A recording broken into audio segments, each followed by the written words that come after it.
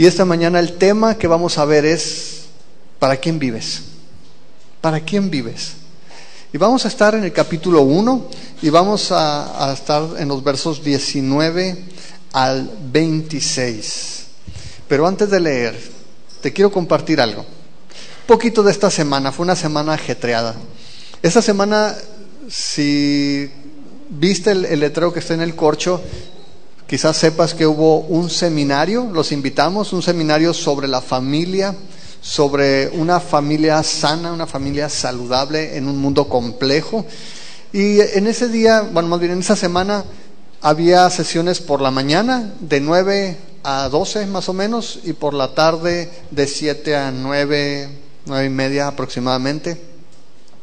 Pues esta semana fuimos lunes por la noche. Adriana estuvo yendo a las mañanas en la noche, pero yo estuve el lunes por la noche, el martes por la noche.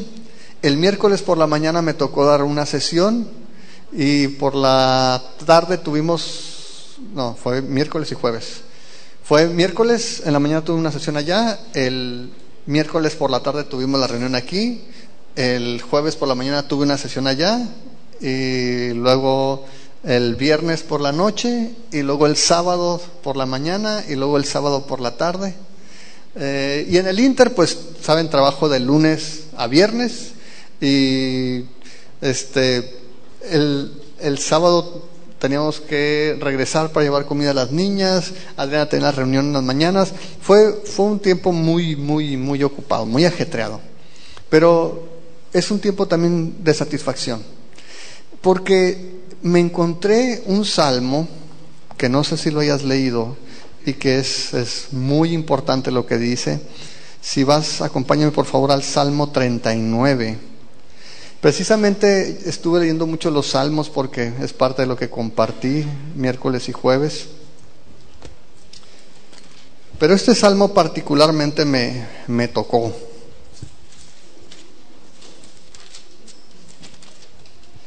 ¿Ya estás allí? Salmo 39. Vamos a leer del verso 1, dice: Yo dije, atenderé a mis caminos para no pecar con mi lengua. Guardaré mi boca con freno, en tanto que el impío esté delante de mí. Enmudecí con silencio, me callé aún respecto de lo bueno, y se agravó mi dolor. Se enardeció mi corazón dentro de mí, en mi meditación se encendió fuego, y así proferí con mi lengua: Hazme saber, Jehová, mi fin, y cuánta sea la medida de mis días. Sepa yo cuán frágil soy. He aquí, diste a mis días término corto, y mi edad es como nada delante de ti. Ciertamente es completa vanidad todo hombre que vive. Ciertamente como una sombra es el hombre. Ciertamente en vano se afana, amontona riquezas y no sabe quién las recogerá. Y ahora, Señor, ¿qué esperaré? Mi esperanza está en ti. Vamos a dejar allí. Y quiero que pienses ponte en los zapatos del salmista. Quiero que pienses en lo que está diciendo: Señor, hazme entender que soy frágil. Hazme entender que mi vida no dura nada. Hazme entender que mis años se van rápido. Hazme entender, dice, que la vida del hombre es como una sombra, que es vanidad, y que es en vano que se afane amontonando riquezas. Se va a morir. Y el día de hoy está muy a propósito este salmo con el tema, porque la pregunta es: ¿para quién o para qué estás viviendo tu vida? Vimos hace 2 semanas y la semana pasada la perspectiva de Pablo. Pablo veía su vida en el caso de Filipenses, esta carta, dijimos, la está escribiendo en medio de circunstancias difíciles, está en prisión, y Pablo le está escribiendo a la iglesia y les está animando con dos objetivos primariamente. Una, que avancen en su vida cristiana, que ellos puedan crecer en santidad, que ellos puedan ser transformados cada día más a la imagen del Señor Jesús. Y segunda cosa que quiere Pablo, que ellos se gocen en medio, que tengan gozo aún en medio de circunstancias difíciles. Así que Pablo tiene esta idea en mente, y en estos pasajes Pablo ya les dijo que él se goza viendo lo que Dios está haciendo a través de su circunstancia. La semana pasada vimos que les escribe y les dice, ¿saben qué? No estén preocupados. Lo que estoy viviendo más bien ha sido para que el evangelio avance. Y decíamos que Pablo no está preocupado por sí mismo, ni porque está prisionero, ni porque la comida a lo mejor no es la que él esperaba, ni porque la cama está dura, ni porque no tienen cable ahí en la prisión. O sea, Pablo no está pensando en nada de eso. Pablo está viendo el evangelio avanzando. Y dice Pablo, si tú ves en el capítulo 1, allí en Filipenses, en el versículo 18, aún cuando dice que hay cristianos que están predicando el evangelio para hacerlos sentir mal, Pablo dice en el verso 18, que pues, no obstante, de todas maneras, o por pretexto o por verdad, Cristo es anunciado, y en esto ¿qué? Me gozo. ¿Y qué más? Me gozaré aún. Ahorita que estoy en prisión, me gozo viendo que el evangelio está avanzando. Aun cuando haya gente que quiera lastimarme, aun cuando haya hermanos que estén predicando el evangelio para hacerme sentir mal, el resultado es el mismo. Cristo es presentado, el evangelio es conocido, yo me gozo y me voy a seguir gozando en eso. Pero luego Pablo dice en el versículo 19, porque sé que por su oración y la suministración del Espíritu de Jesucristo, esto resultará en mi liberación, conforme a mi anhelo y esperanza de que nada seré avergonzado. Antes bien, con toda confianza, como siempre, ahora también será magnificado Cristo en mi cuerpo, o por vida o por muerte, porque para mí el vivir es Cristo y el morir es ganancia.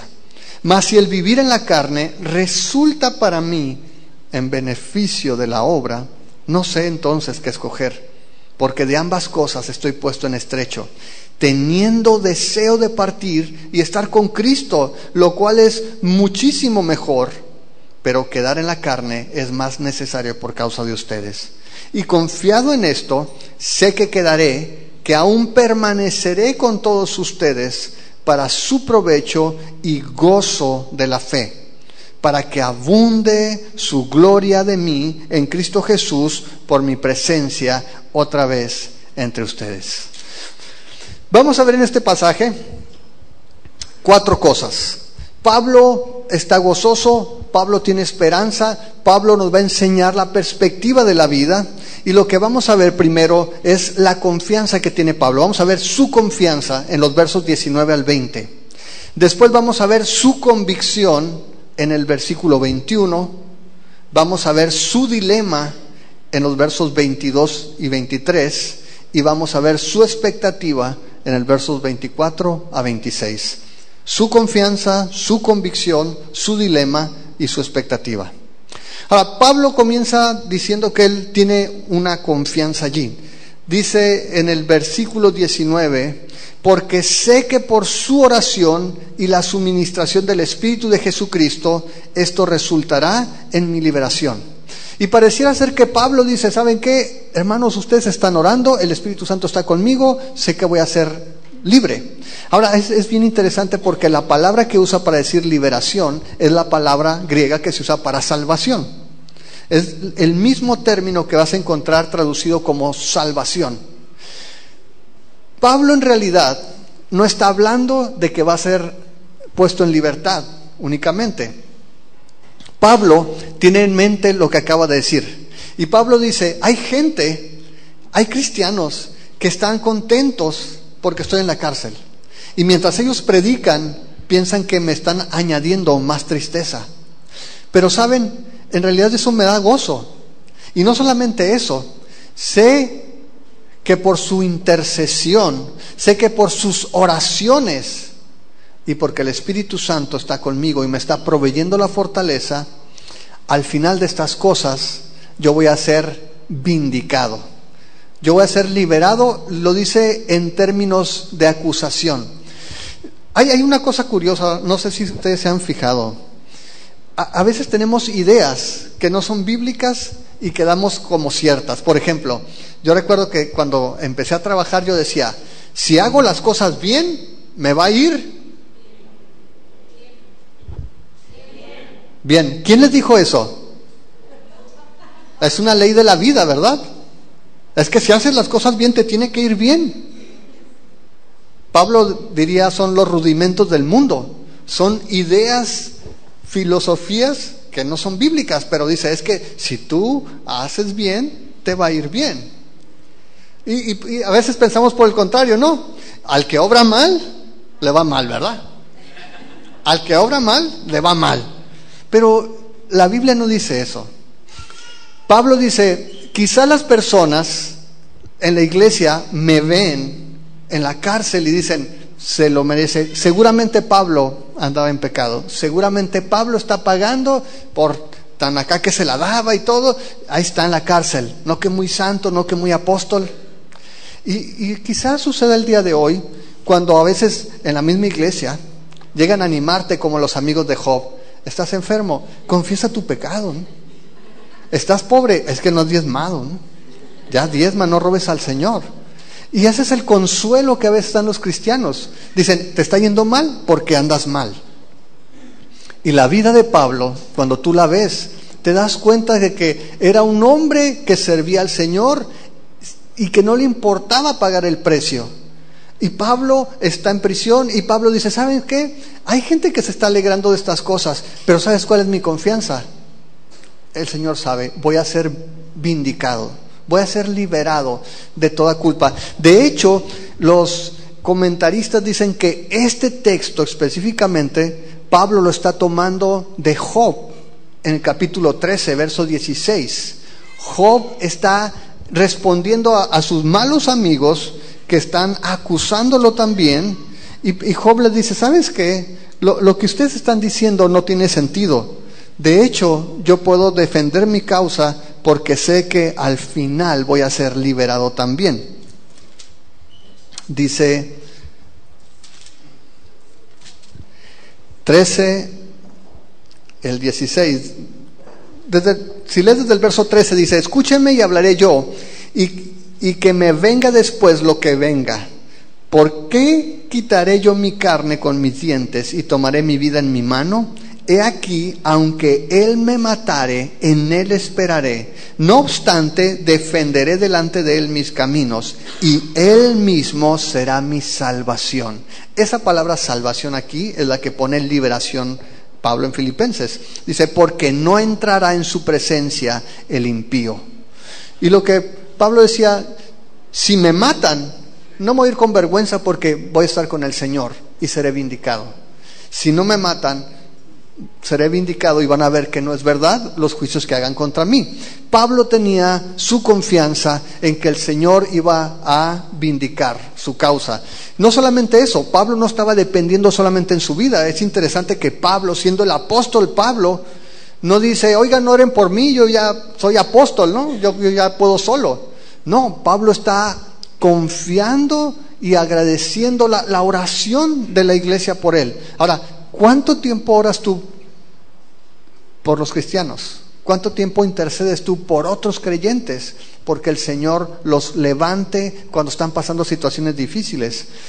Vimos que la iglesia en Filipos no solamente estaba orando por Pablo, le habían mandado para sus necesidades y estaban al pendiente de él. Y Pablo dice, hay dos cosas que me están fortaleciendo, sus oraciones y ¿qué más? Ahí dice en el verso 19, el Espíritu Santo, la suministración del Espíritu de Jesucristo. Nosotros como cristianos, y nos debe de quedar claro, no podemos vivir la vida cristiana sin el Espíritu Santo. Es más, no puedes ser cristiano si no tienes el Espíritu Santo. El Espíritu Santo es el que te agrega al cuerpo de Cristo, que es la iglesia. Pero mientras vamos caminando en este mundo, es el Espíritu Santo el que nos va enseñando, nos va redarguyendo nuestro pecado y nos va transformando para que seamos más como Jesús. Por eso cuando Pablo habla de que cuando pasamos tiempo con Jesús en su presencia, dice que vamos siendo transformados a su imagen, ¿sí? Dice que nos podemos ver como si fuera un espejo. Y esto es algo, me gustó una ilustración que escuché.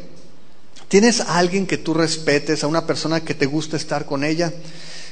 Cuando tú, por ejemplo, conoces a algún siervo de Dios, algún ministro que tú admiras y respetas, no puedes pasar tiempo con esa persona sin que te parezcas a él. ¿En qué sentido?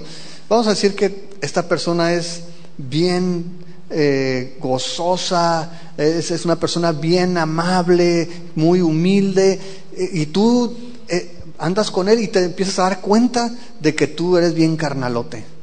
Y entonces, pues no quieres ser así de carnal como eres porque está esta persona. Y entonces empiezas a adoptar, a imitar ciertas actitudes. Y si pasas mucho tiempo con esa persona, te vas a ir pareciendo a esa persona. Esa es la idea de Pablo, cuando dice que somos transformados a la imagen del Señor. El Señor quiere que nosotros vayamos creciendo en esta vida para espiritualmente ir avanzando y ser cada vez más como Jesús. Este seminario que estuvimos era sobre consejería. Y yo he estado leyendo sobre consejería porque hay algo que sucede con nosotros como personas. Piensa en las veces que te has acercado a alguien para decirle, necesito que me ayudes. Normalmente te acercas cuando ya no te la acabas, ¿sí? Número 1. Número 2, te acercas para que te quite el dolor o la tristeza que estás sintiendo. Y la gran mayoría de las veces, muchas personas, cuando ya su problema se resuelve, ¿qué hacen? Ahí nos vemos. ¿Por qué? Porque la gente no está buscando a Dios.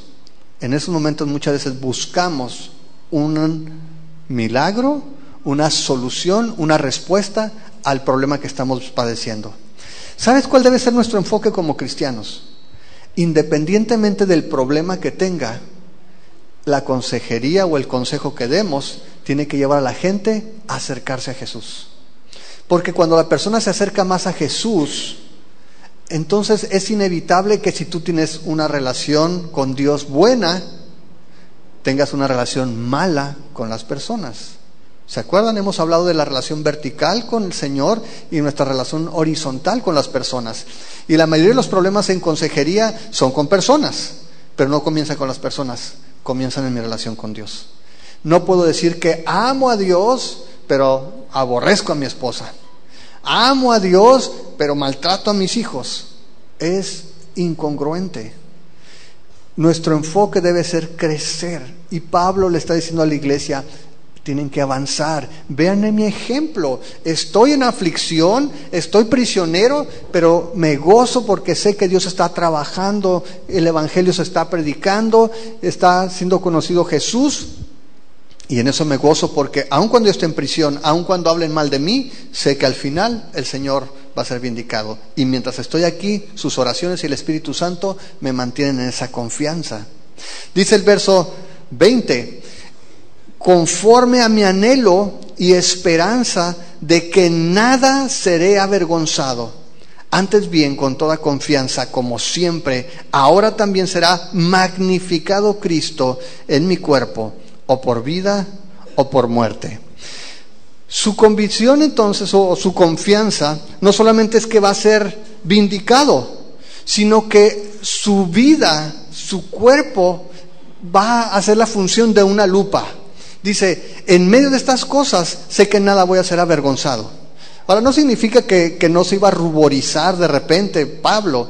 Pablo dice, no voy a hacer quedar mal al Señor. Eso es lo que estoy confiando. Por sus oraciones, por el Espíritu Santo, sé que voy a hablar como tengo que hablar. Sé que voy a salir en este trance, en esta dificultad, y Cristo va a ser magnificado.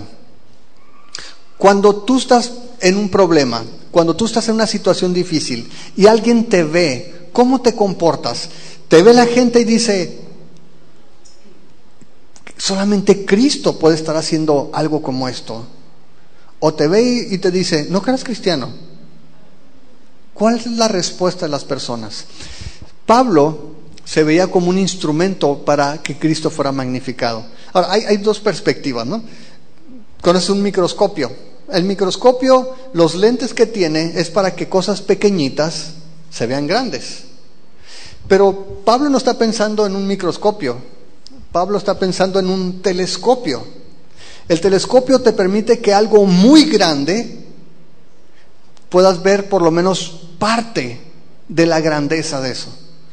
Y Pablo se veía como ese telescopio para que a través de su vida la grandeza de Cristo pudiera ser vista por lo menos en una faceta. ¿Sí me explico? Tú y yo debemos ser telescopios para la gente, para que puedan ver a un Dios que es inmenso. Pero cuando tú ves con un telescopio de los bueneros, pues tú veo los cráteres de la luna, ¿no? Veo unos cuantos agujeros allí. No tienes todo el detalle, pero tienes parte. Y ver en un telescopio es así como, órale, qué curado está esto, ¿no? No veo todo, pero veo el detalle y se ve chilo, ¿no? Tú y yo debemos permitir a la gente ver la grandeza de Dios, en parte por lo menos. Y Pablo dice, esa es mi confianza. El Señor me va a vindicar, va a mostrar que no he hecho nada malo, pero mientras sufro, van a ver también que Cristo es magnificado en mi vida. Y esa es la confianza que Pablo tenía. Y dice Pablo, fíjate, no voy a ser avergonzado, sea que viva y salga libre, o sea que muera. Pablo decía, si salgo vivo, quiero vivir de manera tal que Cristo sea magnificado. Y si muero, quiero morir de manera tal que Cristo sea glorificado, que Cristo sea magnificado o por vida o por muerte. Pablo no estaba diciendo que el Señor tenía que sacarlo de la cárcel. Pablo dice, mi confianza es que no importa si muero o si vivo, Cristo va a ser magnificado en mí. Y eso es lo que quiero que sigan orando, y eso es lo que le pido al Espíritu Santo que me ayude a hacer, o por vida o por muerte, pero que Él sea magnificado. ¿Tenemos esa idea en mente?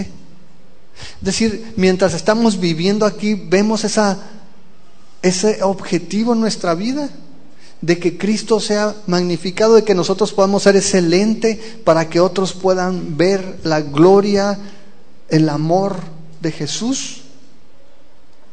Esa era su confianza. En el versículo 21 vamos a ver su convicción, porque para decir esto necesitas tener una gran convicción.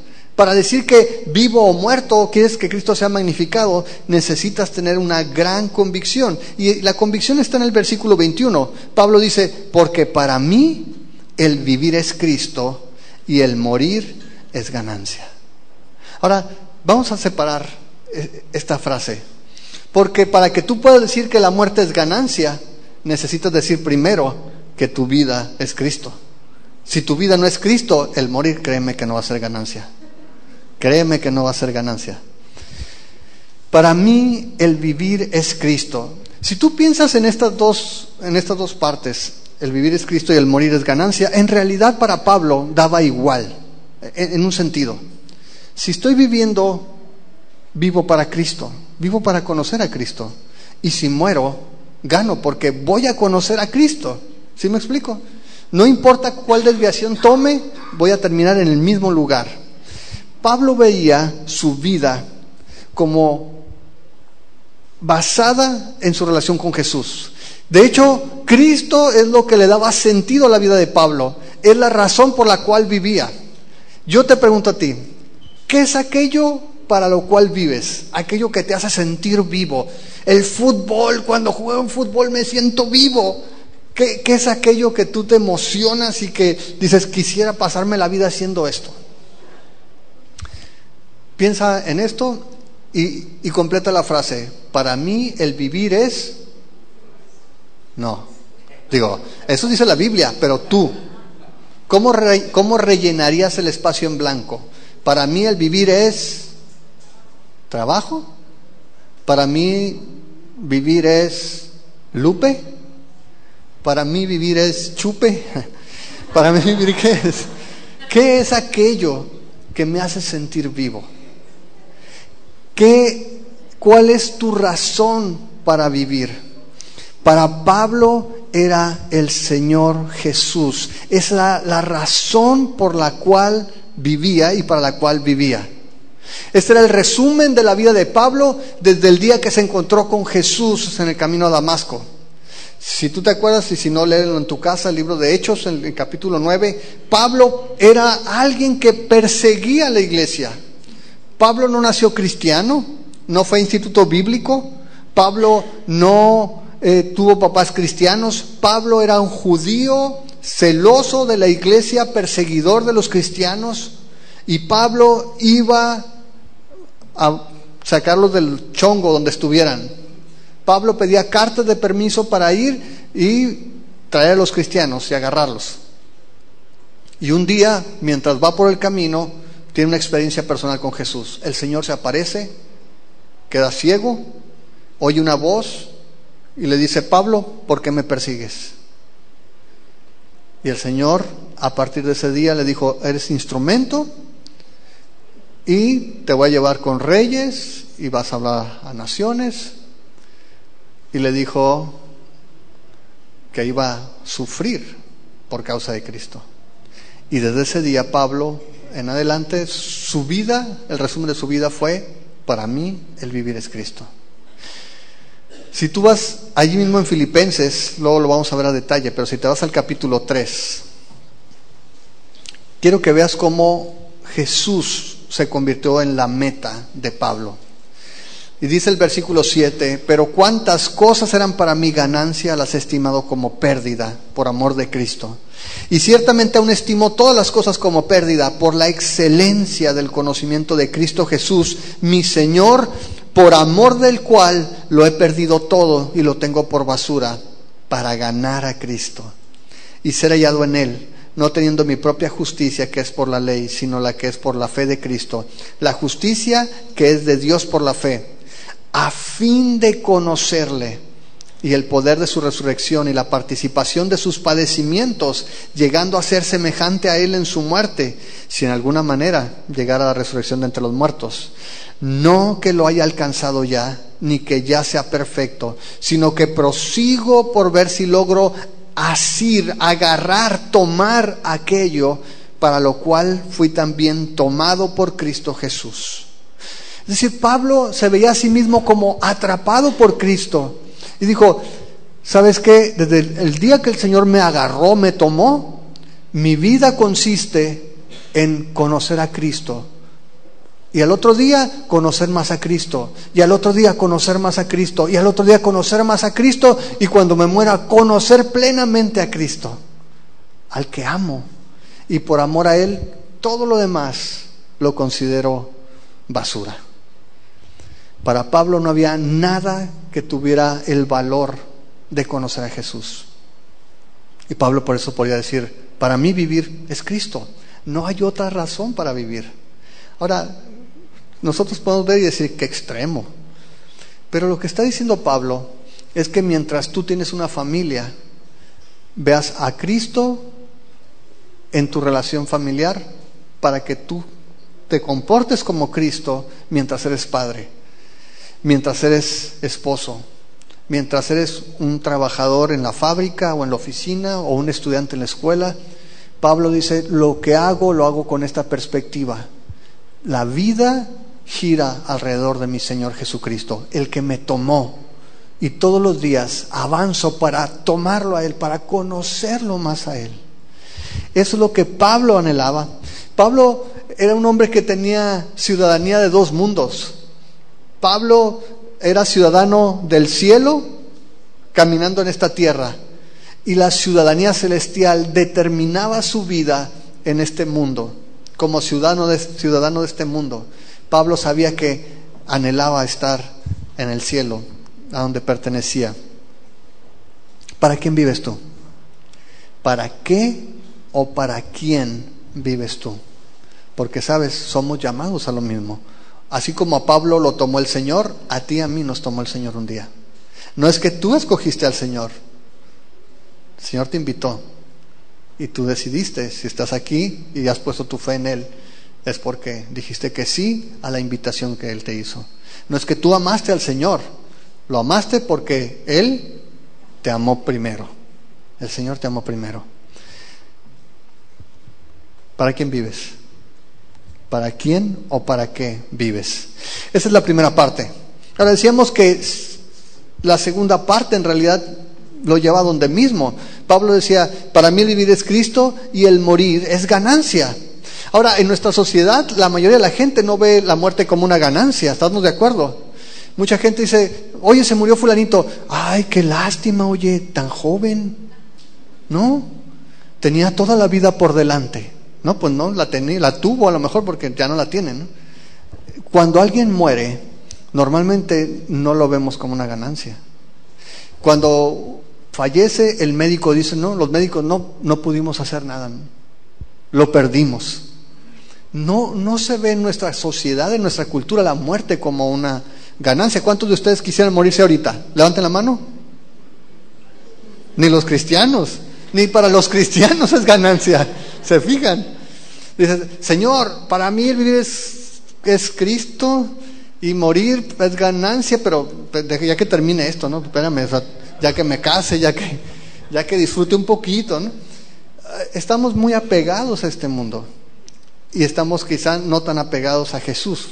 Pablo, su vida consistía en Cristo. Dice, si me muero, qué machín, ya estoy con Él. Es ganancia. Para Pablo no era algo trágico, la muerte no era una tragedia, no era una derrota. Para Pablo realmente, y esa es la perspectiva que debemos de tener todos, la muerte es una transición, es el principio de la verdadera vida, de una vida que si tú lees en Apocalipsis, que es en un lugar donde no hay llanto, donde no hay dolor, donde no hay tristeza, donde no hay enfermedad, vas a decir es verdaderamente ganancia. Saben, a veces cuando oramos por las personas que están enfermas, perdemos conciencia. El Señor puede sanar a las personas, sí, el Señor sana a muchas personas, lo hemos visto, pero ¿sabes qué? Se va a morir de todas maneras. Se va a volver a morir. Digo, está casi muerto, pero se va a morir. O sea, si el Señor te sana, vas a morir. Esa es una realidad en los seres humanos. Pero no vemos la sanidad completa que hay solamente después de la muerte. Cuando estés con el Señor, no va a haber dolor, no va a haber tristeza, no va a haber enfermedad. Allí vas a ser sano, allí vas a ser libre verdaderamente. Pablo veía su muerte como la oportunidad de conocer a Cristo plenamente. Pablo veía su vida como la oportunidad de conocer a Cristo gradualmente. Pero ambas cosas al final terminaban ¿dónde? ¿O en quién? En Cristo. Y por eso Pablo podía decir, ¿sabes qué? La verdad, si vivo es Cristo, si muero es Cristo, es ganancia. Ahora, si tú tuvieras que escoger, ¿cuál escogerías? A lo mejor para nosotros sería muy fácil, pues sigo viviendo para Cristo, dicen, ¿no?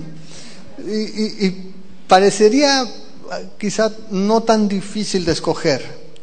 Sin embargo, Pablo tenía un dilema, y es lo que vamos a ver en los siguientes versos. Su dilema, versos 22 y 24. Dice allí, si regresas a Filipenses 1:22, mas si el vivir en la carne resulta para mí en beneficio de la obra, no sé entonces qué escoger. ¿Puedes ver eso?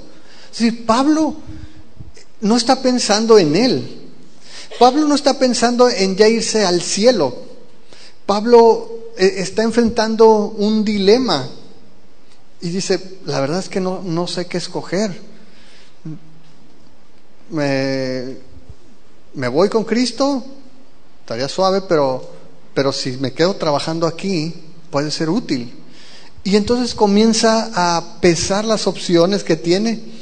Y dice el verso 23, porque de ambas cosas estoy puesto en estrecho, teniendo deseo de partir y estar con Cristo, lo cual es muchísimo mejor. Ahora, Pablo dice, la verdad, sí me ponen contra la espada y la pared, porque dice, tengo un deseo. Ahora, cuando usa la palabra deseo, no es la de deseo así como, deseo algo, no.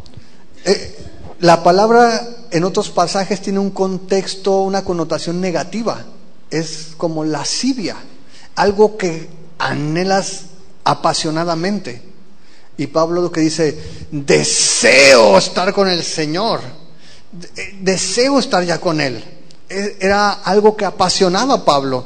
Dice, ¿sabes qué? Estoy en un aprieto porque deseo estar con Cristo, lo cual es muchísimo mejor. Para decir Pablo muchísimo mejor, usa 3 adjetivos en el griego. Aquí no lo podemos captar, pero es que es como si dijera, está súper recontra archimachín en estar con el Señor. Pues son 3 adjetivos seguidos para decir, estar con Cristo es lo máximo. Y sabes, ese es el consuelo, ese es el incentivo que tenemos para ver la muerte de una manera diferente. Si tú mueres creyendo en el Señor, vas a estar con Él. Vas a estar con Él. Y Pablo dice, eso es lo mejor, de verdad lo anhelo, quiero estar ahí con el Señor. Pero mira lo que dice Pablo, el verso 24, pero quedarme en la carne es más necesario por causa de ¿quién? De ustedes. Pablo era un hombre extraño. Pablo, no he visto a alguien más que diga, Señor, sí quiero estar allá, pero la neta, por estos vatos me puedo quedar un rato, puedo aguantar a esperar un rato todavía por culpa de ellos. Pablo era extraño. Si tú ves en Romanos 9, no solamente esperaba ir al cielo por causa de la gente, estaba dispuesto a ir al infierno para que otros se fueran al cielo. Pablo, hablando del pueblo judío, dice, deseaba yo mismo ser anatema y que ellos creyeran. Sabía que no podía. Pero Pablo era alguien que pensaba en los demás, así como tú y como yo. Siempre tenemos en mente los otros. Pablo dice, estoy en un aprieto porque yo quisiera estar allá, pero sé que ustedes tienen necesidades. Así de que estoy pensándola bien, a ver qué es lo que puedo escoger. Pablo dice, si parto con el Señor, es mi deseo, muchísimo mejor. Pero si me quedo aquí, puedo bendecirlos a ustedes. Puedo esperar un ratito, Señor, para estar contigo por causa de la iglesia. Ese era su dilema. Pero vamos a ver su expectativa en los versos 25 al 26. Dice el 25 y 26, dice, y confiando en esto, sé que quedaré, que aún permaneceré con todos ustedes para su provecho y gozo de la fe, para que abunde su gloria de mí en Cristo Jesús por mi presencia otra vez entre ustedes. Pablo dice, ¿sabes qué? No sé si voy a salir libre, no sé si voy a salir vivo, pero yo estoy esperando que el Señor me conceda vida para seguir siendo productivo en mi vida, para ser productivo en esta vida. Dice allí, quedar en la carne es más necesario por causa de ustedes, y confiado en esto sé que quedaré, que aún permaneceré con todos ustedes para su provecho. Y otra vez, Pablo veía la vida desde una sola perspectiva, productiva en Cristo, una vida fructífera en Cristo. Dice, si quedo libre, que estoy esperando eso, tengo esa expectativa, voy a seguir trabajando por ustedes. Y dice allí, lo hago con 3 razones. Quiero ayudarlos a crecer, quiero ayudarlos a que avancen. Otra vez regreso a lo que mencionaba ahorita. Los problemas que tenemos las personas están en nosotros. Dice un autor que el corazón de todo problema es un problema en el corazón. Y aun cuando en las relaciones ciertamente hay ocasiones donde resultamos dañados nosotros sin causa aparente, siempre somos corresponsables de la manera en que respondemos incluso a las ofensas. Cuando tú analizas tu vida y te das cuenta, ¿sabes qué? Tengo problemas en mi matrimonio. Siéntate, tómate un tiempo con el Señor y pregunta, ¿es Cristo la prioridad en mi vida?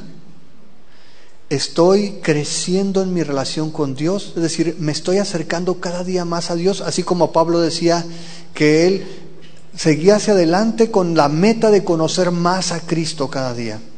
Pregúntate, ¿estoy creciendo en el Señor? Si tú estás creciendo en tu relación con Cristo, ¿sabes cuál es la consecuencia? Vas a estar amando más a las personas.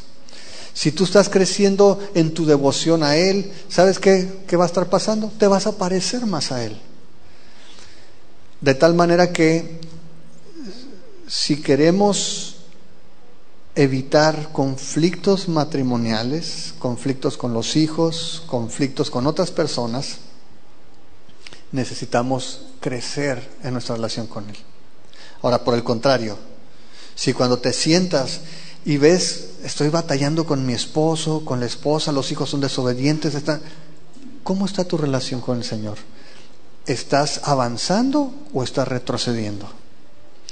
Y si no estás avanzando, ¿sabes cuál es la otra opción? Estás retrocediendo. Hemos dicho que nadie se queda. Tengo 5 años en el mismo lugar espiritualmente. No he crecido, pero ahí sigo bien. No, si no estás creciendo, estás retrocediendo. Y el Señor, a través de Pablo, lo que está haciendo es invitarnos para que tengamos la misma mentalidad que tenía Pablo, esa misma convicción. Mientras estamos aquí, nuestra razón de vivir debe ser Jesús. Mientras pasan los días, en mente debemos de tener cómo el Señor puede dar fruto en mi vida. Porque cuando muera, ya voy a estar con Jesús, ya no tengo que conocerle más. Solamente tengo esta vida para conocerle. Porque cuando muera, ya voy a estar con Él. ¿Qué es lo que mueve tu vida? Pablo dice, si quedo vivo, esa es mi expectativa, quiero servirles para que ustedes crezcan, para que avancen, dice en el versículo 25, para su provecho y gozo en la fe. Pablo dice, no solamente quiero que avancen, quiero que se gocen. ¿Con qué se van a gozar? Con lo que Pablo se ha gozado desde el principio de la carta, viendo que Dios está trabajando en nosotros. Dios está trabajando en este mundo, Dios está trabajando en tu persona y Dios quiere trabajar a través de ti con otras personas. No solamente quiere que nosotros seamos moldeados, quiere que a través de nuestra vida otros, otra vez, que seas el telescopio de Dios, que seas el lente que refleje la gloria de Dios de tal manera que otras personas puedan verlo y decir, mira la vida de este tipo. Solamente Dios puede hacerlo, Él no. Tiene que ser Jesús, no la persona. Es evidente que no es la persona. Quiere ayudarlos a crecer y avanzar, quiere que se gocen y, dice el versículo 26, para que abunde su gloria de mí en Cristo Jesús por mi presencia otra vez entre ustedes. Es para que hagan alarde, para que se gloríen del Señor Jesús. Mira, ahí está Pablo, regresó Pablo, el Señor lo hizo. 3 razones por las que Pablo esperaba ser liberado: ayudarlos a crecer, que se gozaran y para que pudieran gloriarse en Cristo una vez que Pablo regresara. Eso es lo que estaba en la mente de Pablo. Y esa es la manera en que Pablo veía la vida y la muerte. Y sabes que esa es la manera en que tú y yo somos llamados a ver la vida y la muerte. Nuestra vida tiene que ser una vida fructífera y la muerte tiene que ser solamente el premio, la consecuencia de vivir con una vida centrada en Jesús. ¿Sí queda claro? Amados, Dios nos ha llamado a que crezcamos en nuestra relación con Él, porque cuando crecemos en nuestra relación con Él, crecemos en la santidad. Cantamos mucho a un Dios santo. La pregunta es, ¿qué tan santos somos nosotros para estar cantando a Dios? ¿Cómo podemos alabar una santidad si no la anhelamos nosotros? ¿Cómo podemos cantarle a alguien que lo que presume es su santidad si nosotros no lo amamos, si nosotros no la buscamos? Somos llamados a ser como Él y somos llamados a, mientras caminamos en este mundo, no importa dónde estés, seas un telescopio para la gente y que la gente pueda ver la gloria de Dios en tu vida.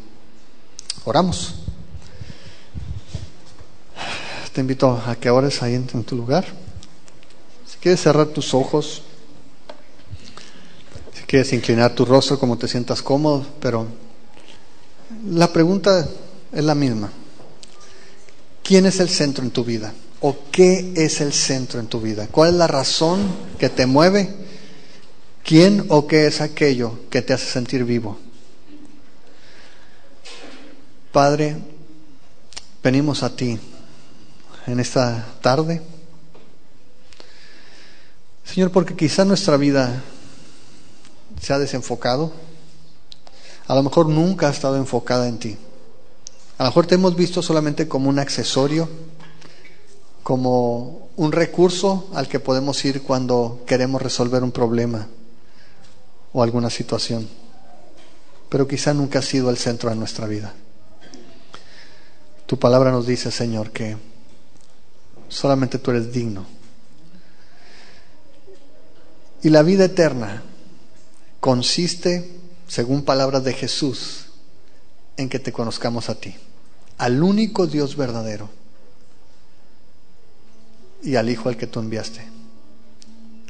Señor, enséñanos a ponerte en el centro de nuestra vida. Que podamos ver, Señor, que no hay nada mejor que conocerte, que pasar tiempo contigo. Quizá podamos buscar muchos sustitutos, pero ni siquiera en esta vida van a saciarnos. Ni aún son suficientes para este mundo, para esta vida, menos para la venidera. Y tu palabra nos enseña con claridad que todos vamos a morir. Todo el hombre, por causa del pecado, muere. Pero la Biblia también nos habla de que la muerte definitiva es pasar la eternidad separado de ti.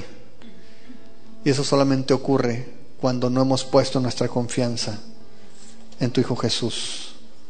Señor, enséñanos a depender de ti.